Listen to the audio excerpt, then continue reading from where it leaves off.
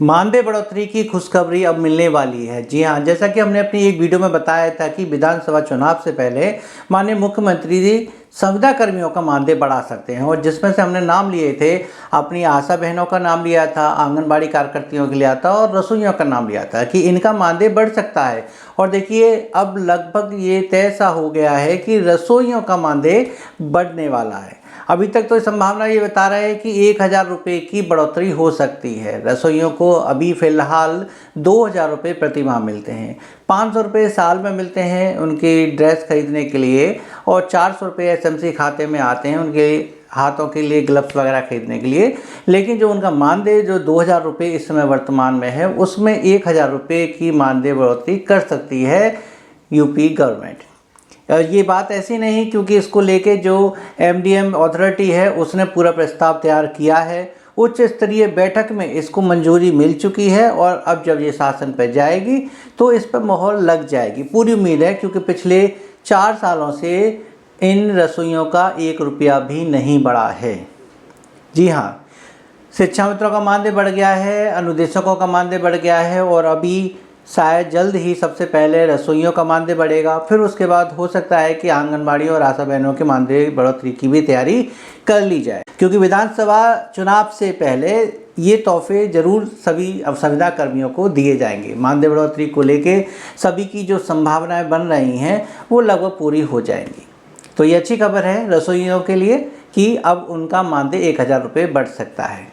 आपको बता दें कि प्रदेश में लगभग 3,53,000 रसोइया कार्यरत हैं और इनके मानदेय में केंद्र और राज्य दोनों का अंश होता है। तो जाहिर सी बात है कि इसको लेकर थोड़ा सा समय ज़रूर लगेगा, लेकिन मानदेय बढ़ोतरी की प्रबल संभावना इस समय नज़र आ रही है। और दूसरी अपडेट में आपको बता दें कि सुबह ही हमने एक वीडियो अपलोड की थी जिसमें आपको बताया था कि सामूहिक बीमा धनराशि वापस की जा रही है शिक्षकों को, जिनका अतिरिक्त ये राशि काट ली गई थी।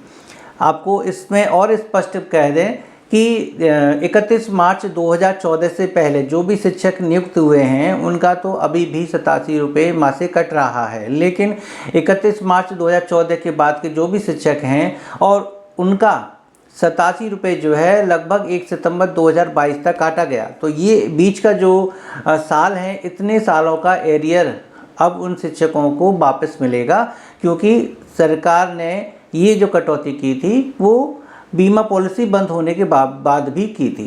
LIC ने जो है इस पॉलिसी को बाद के शिक्षकों के लिए बंद कर दिया था, लेकिन फिर भी पैसा कट रहे थे, इसलिए इन पैसों को सरकार ने वापस करने की अब सहमति बना ली। इसके लिए अनुपूरक बजट में 314 करोड़ लगभग रुपये इसमें प्रावधान दे रखा है और उतने पैसों में अब शिक्षकों का एरियर वापस कर दिया जाएगा।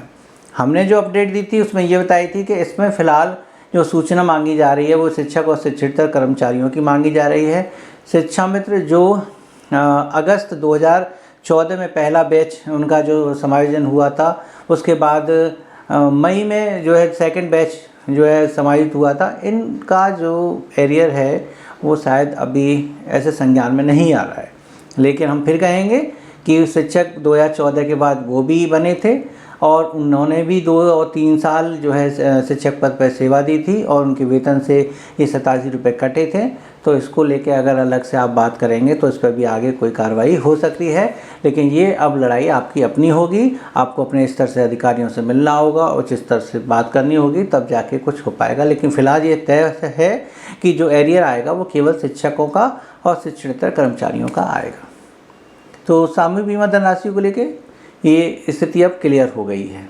और तीसरी अपडेट के बारे में हम आपको बता दें कि अब जो CJP पार्टी जिसने ऐलान कर दिया था 16 अगस्त से ही कि हम देश के सभी विद्यालयों की अब जांच करेंगे और देखेंगे कि उनको क्या सुविधाएं दी जा रही हैं, बच्चों को क्या सुविधाएं दी जा रही हैं, बच्चे सही वातावरण में पढ़ रहे हैं नहीं पढ़ रहे हैं, उनके भौतिक संसाधन उनको मिल रहे हैं नहीं मिल रहे हैं, और कक्षा का वातावरण कैसा है, खाद्यान्न कैसा बट रहा है वहाँ पर, वो सब चीज़ें उन्होंने जो है नोटिस कर रखी कि इसका हम जो है जांच कर सकते हैं, एक जाके वीडियो बना सकते हैं, फ़ोटो खींच सकते हैं। तो सरकार ने स्पष्ट कर दिया है कि अब प्रधानाध्यापक की सहमति के बगैर कोई भी विद्यालय में प्रवेश नहीं करेगा। विद्यालय का गेट विद्यालय के समय में हर समय लगा रहेगा और विद्यालय बंद होने के बाद भी उस पर ताला लगा रहेगा। तो कुल मिला के ये है कि कोई भी अगर विद्यालय में प्रवेश करेगा तो उसको पहले गेट पर ही परमिशन लेनी होगी।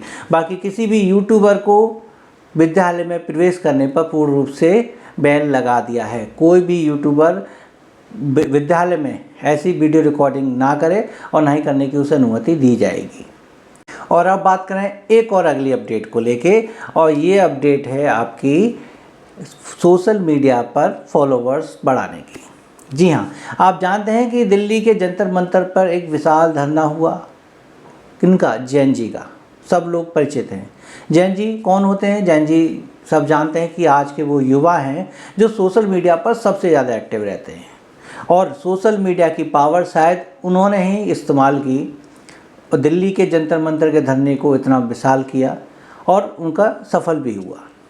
शायद यही बात सामने आ रही है कि शायद अब इन यूथ को रोकने के लिए, इन यूथ को समझाने के लिए, किसी भी गलत फहमी में ना पड़ने के लिए, भ्रामक खबरों से बचने के लिए अब सरकार चाहती है कि सोशल मीडिया को वो भी हैंडल करे। आपने देखा होगा कि जैसे ही जंतर मंतर पर धरना ख़त्म हुआ था तो हमारे यशस्वी प्रधानमंत्री जी ने भी कुछ रील बनाना शुरू कर दिया था और लोगों से बात करना शुरू कर दिया गया था, यूथ लोगों से बात की थी। ऐसे ही उत्तर प्रदेश के बेसिक शिक्षा परिषद में भी अब ये पहल शुरू हो जाएगी। जी हाँ, अभी एक आदेश प्राप्त हुआ जिसके अंतर्गत अब सभी शिक्षकों को बेसिक शिक्षा के जो ऑफिशियल अकाउंट हैं उनको फॉलो करना होगा, सब्सक्राइब करना होगा। ये अकाउंट हैं आपके ट्विटर पर हैं, फेसबुक पर हैं, यूट्यूब पर हैं।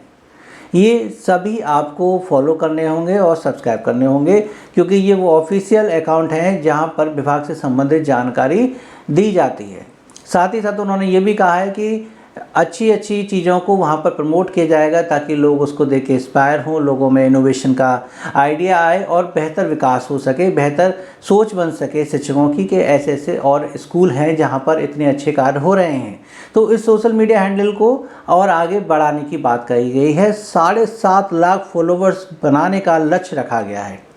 उनमें से कुछ लिंक जो है मैं आपको डिस्क्रिप्शन में दे दूंगा कि कौन कौन से जो ऑफिशियल अकाउंट है जिनको सब्सक्राइब करने की और फॉलो करने की बात सरकार कह रही है। बेसिक शिक्षा डिपार्टमेंट में प्रत्येक शिक्षक को, ARP को, सभी को ये अकाउंट सब्सक्राइब और फॉलो करने पड़ेंगे, ये निश्चित है। साथ ही साथ उनका ऐसा करने का एक और उद्देश्य है कि वो चाहते हैं कि जब हम सोशल मीडिया पर एक्टिव हो जाएंगे और इतने लोगों से जुड़ जाएंगे तो विद्यालय से संबंधित जो भी भ्रामक खबरें होंगी, अफवाहें होंगी, उनका वो जवाब दे सकेंगे, उसकी काट कर सकेंगे और उसको गलत साबित कर सकेंगे। इसलिए ये पूरी संभावना है कि इनको फॉलो करने के लिए आपके पास मैसेज पहुंच गया होगा या फिर आ जाएगा। आप इनको फॉलो कर लीजिए और अच्छी अच्छी वीडियो बनाना शुरू कीजिए जो आपके विद्यालय की हैं। तो आज बस इतनी अपडेट थी और उम्मीद है आपको पसंद आएगी। तो वीडियो को लाइक कीजिएगा, शेयर कीजिएगा, चैनल पर नए हो तो चैनल को सब्सक्राइब कर लीजिएगा। और ये वीडियो अगर आप फेसबुक पर देख रहे हैं तो पेज को फॉलो कर लीजिए ताकि ऐसी अपडेट और मिल सके। तब तक के लिए नमस्कार, जय हिंद।